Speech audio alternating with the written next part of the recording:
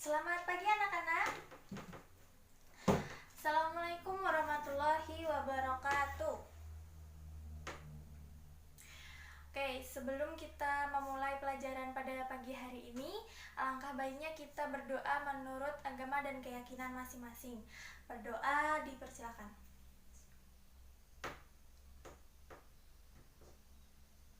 Berdoa selesai. Oke, Ibu mau presensi dulu. Kira-kira siapa ini yang nggak hadir? Ibu presensi aja ya. Amirullah, Zahra Nafisa,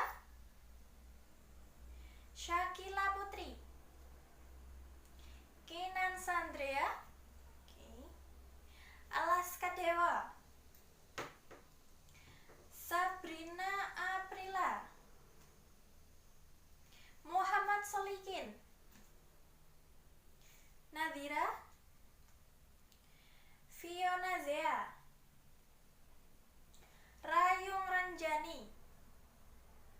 Oke, berangkat semua berarti ya.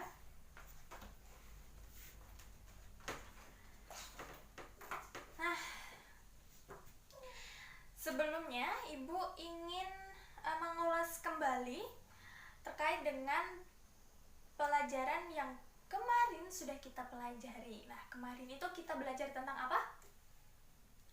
Ya, kemarin kita belajar tentang pengertian teks anekdot. Nah, pengertian teks anekdot itu apa? Betul sekali. Teks anekdot itu adalah suatu jenis teks yang lucu tapi mengandung sindiran atau syarat akan sindiran. Nah, hari ini kita akan belajar tentang struktur dan kaidah kebahasaan teks anekdot. Kemarin kita udah belajar tentang pengertiannya, sekarang kita bahas tentang struktur kebahasaan dan teks struktur dan kaidah kebahasaan teks anekdot. Manfaatnya apa sih, Bu? Nah, manfaatnya nanti kita bisa membuat teks anekdot yang baik dan benar kalau kita belajar dengan sungguh-sungguh. Kemudian harapannya nanti anak-anak bisa menjelaskan struktur teks anekdot dan kaidah kebahasaannya. Oke, Ibu mau hidupin laptop dulu ya. Oke, hari ini kan kita akan mempelajari tentang apa sajakah struktur teks anekdot dan bagaimana kaidah kebahasaannya.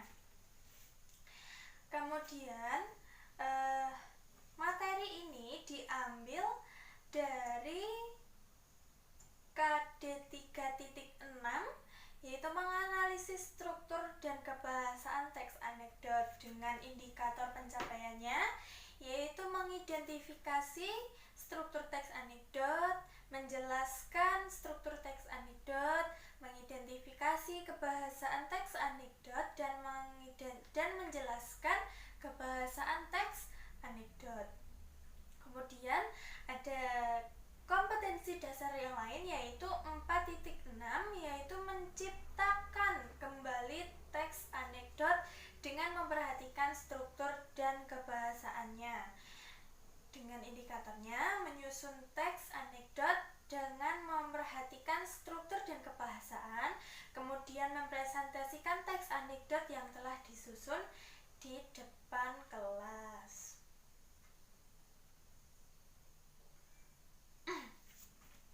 Berarti nanti anak-anak nanti akan belajar tentang struktur teks anekdot dan juga kaidah kebahasaannya. Nanti kita bersama-sama menganalisis strukturnya dan juga kaidah kebahasaannya. Kemudian nanti kita akan menceritakan kembali struktur teks anekdot dan kemudian dipresentasikan di depan kelas gitu. Kemudian kita nanti menceritakan kembalinya tentunya tidak individual ya. Kita akan nanti membentuk kelompok. Jadi satu kelompok itu berisi 4 orang ya. Kemudian nanti berdiskusi untuk membuat teks anekdot, menceritakan kembali dengan bahasanya sendiri seperti itu. Atau sekarang saja langsung kita buat kelompok ya. Kelompoknya 4 orang satu kelompok. Jadi yang mudah saja itu yang di sebelah sana itu ada 4 bangku, nanti 2 bangku jadi satu kelompok, 2 bangku satu kelompok gitu ya. Jadi ini nanti ada 1, 2, 3, 4, 5, 6, 7, 8. Ada 8 kelompok nanti ya. Oke. Sekarang ayo dibuat kelompoknya. Nanti langsung gabung aja sama kelompok-kelompok sama anggota kelompok lainnya. Ayo. Sudah ya? Oke. Sekarang kita lihat di proyektor. Di sini Ibu akan menjelaskan tentang struktur teks anekdot. Struktur teks anekdot itu ada 5. Ada apa aja? Ada abstrak, ada orientasi, ada krisis, ada reaksi, dan ada koda. Nah, kita bahas satu-satu. Abstrak itu apa, Bu? Abstrak itu adalah gambaran umum dari cerita teks anekdot. Bisa dikatakan bahwa kalau abstrak ini merupakan pengantar dari cerita teks anekdot. Kemudian ada orientasi. Nah, orientasi ini itu merupakan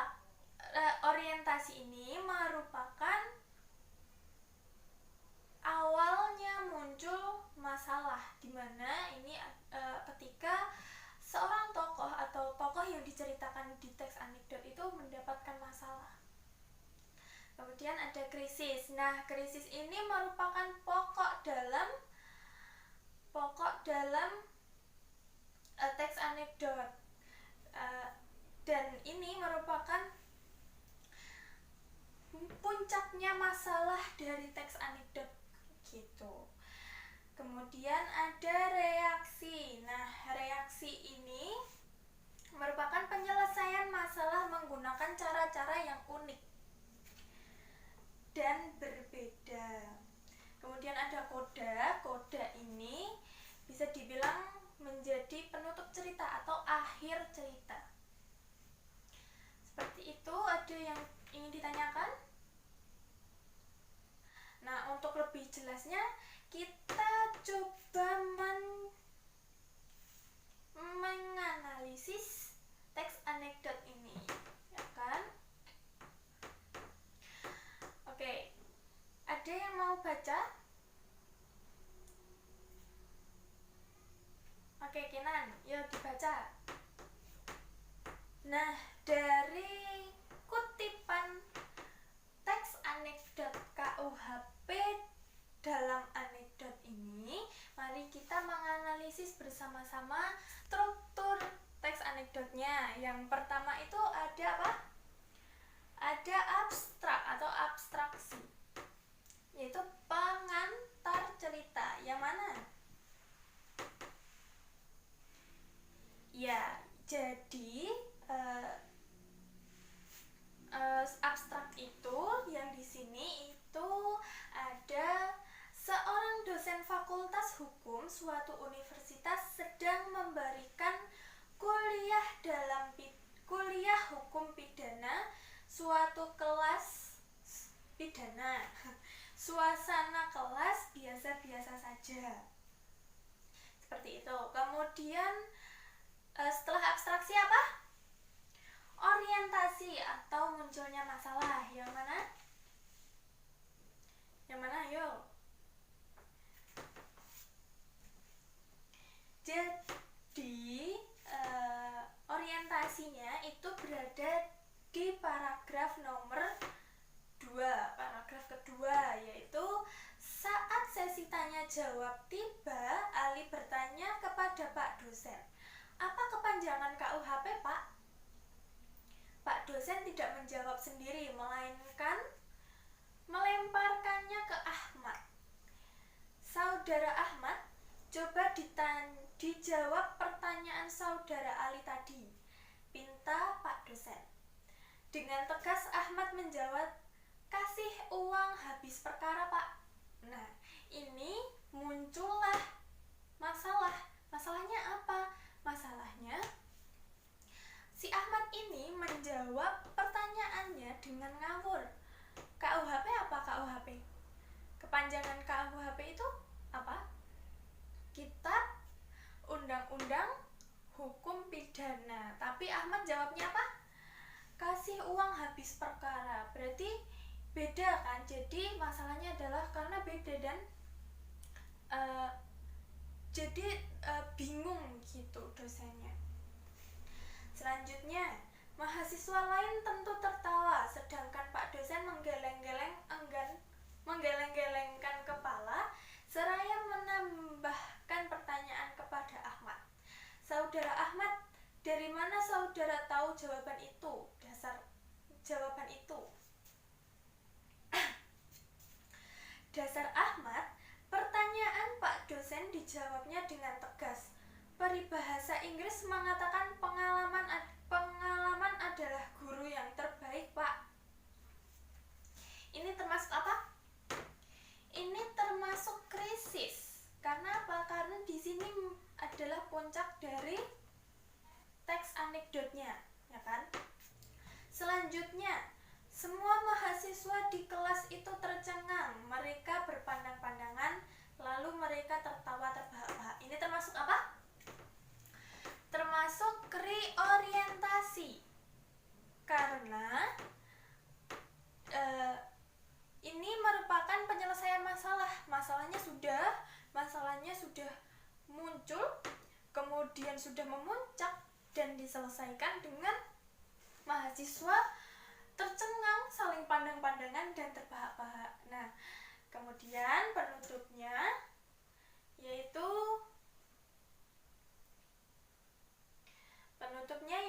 gelak tawa mereda, kelas kembali berlangsung normal. Nah, itu dia koda atau penutup dari cerita. Sampai di sini ada yang ingin ditanyakan?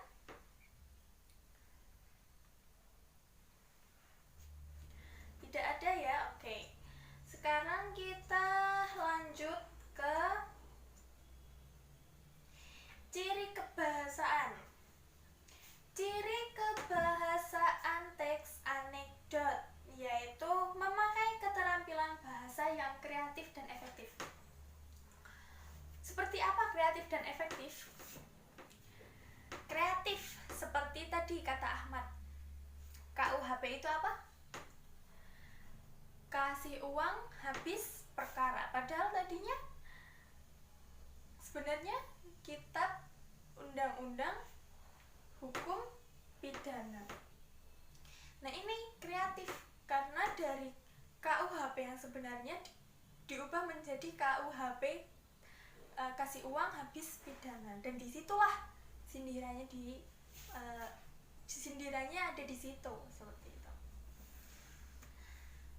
Itu kreatif, efektif karena pasti seseorang ketika mendengar ternyata hal seperti itu akan tersindir, dan bagi yang nggak tahu itu akan merasa lucu karena salah menjawabnya, ya kan? Kemudian juga retorik. Kemudian nomor 2 yaitu menggunakan konjungsi yang menyatakan hubungan waktu. Nah, di sini gimana nih hubungan waktunya? Hubungan waktu ini di sini ada tiba. Saat sesi hubungan waktu atau teks anekdot ini menggunakan kata keterangan waktu, yaitu saat sesi tanya jawab tiba. Kemudian ada memakai kata predikat. Oke. Memakai kata predikat atau kata kerja. Ini di mana coba?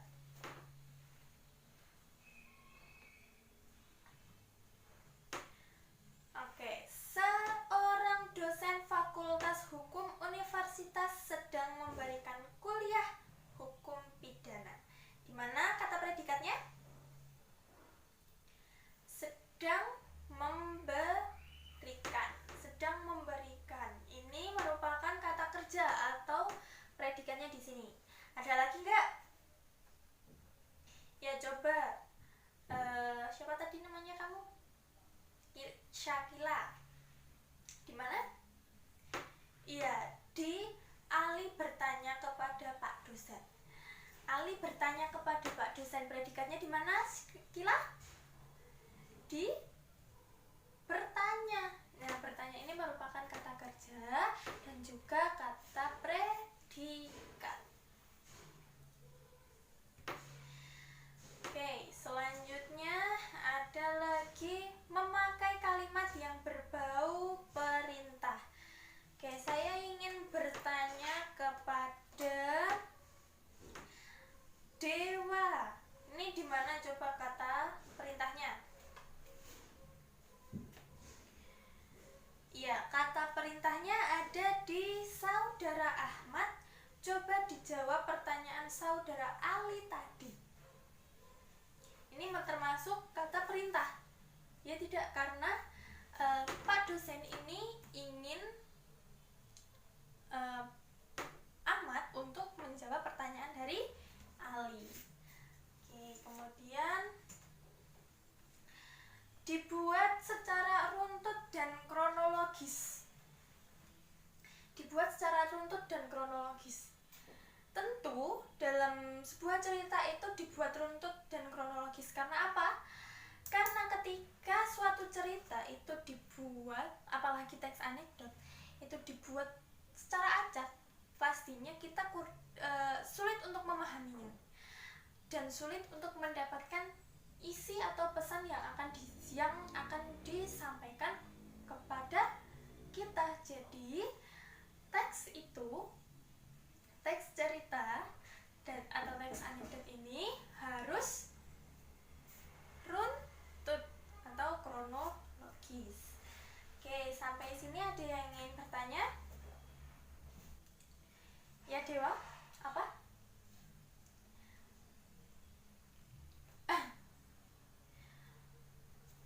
Menggunakan predikat. Iya, menggunakan predikat atau kata kerja. Karena apa? Karena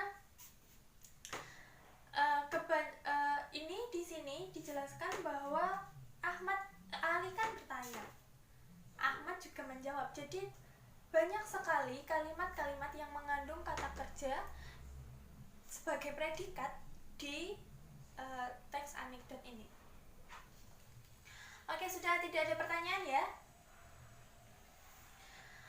Oke, sekarang Ibu akan membagikan teks anekdot ini. Ini ada teks anekdot, satu teks anekdot. Nanti kalian analisis struktur dan kaidah kebahasaannya bersama kelompok kalian tentunya, ya kan? Kemudian nanti setelah kalian analisis struktur dan kebahasaannya, kemudian kalian ceritakan kembali teks anekdotnya menggunakan bahasa kalian sendiri. Tentunya tetap mengindahkan strukturnya dan juga kaidah kebahasaannya. Tadi apa aja strukturnya? Ada abstrak, kemudian orientasi, kemudian krisis, ada reaksi dan juga koda.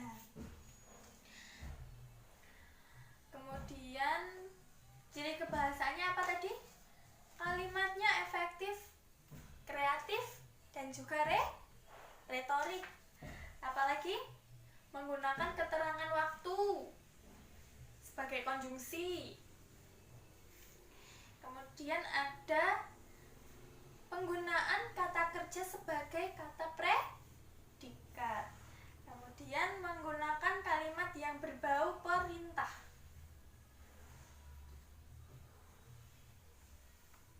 Kemudian dibuat secara runtut dan kronologis. Oke? Ya. Siap ya? Saya beri waktu 30 menit, cukup nggak? Cukup ya, 30 menit ya. Coba ini Dewa dibagikan. 30 menit cukup ya. Nanti ada beberapa kelompok yang presentasi. Bagi yang presentasi nanti akan mendapatkan nilai tambahan. Oke? Selamat mengerjakan.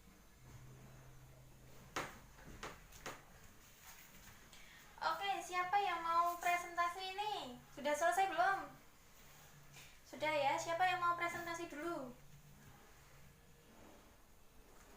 Oke, siapa kamu namanya? Sabrina. Sabrina dengan kelompoknya akan presentasi. Ayo, maju.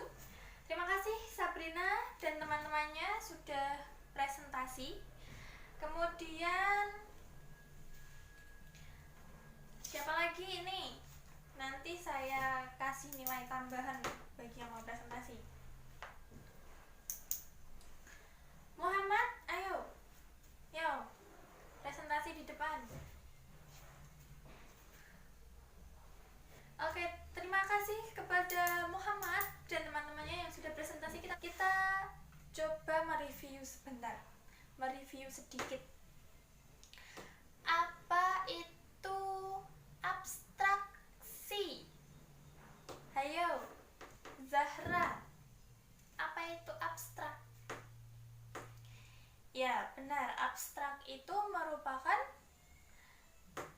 gambaran umum dari teks cerita. Kemudian, apa itu koda, Amir? Ya, benar. Koda itu merupakan penutup dari teks anekdot. Kemudian ada krisis. Rayung. Rayung apa krisis, Rayung? Krisis merupakan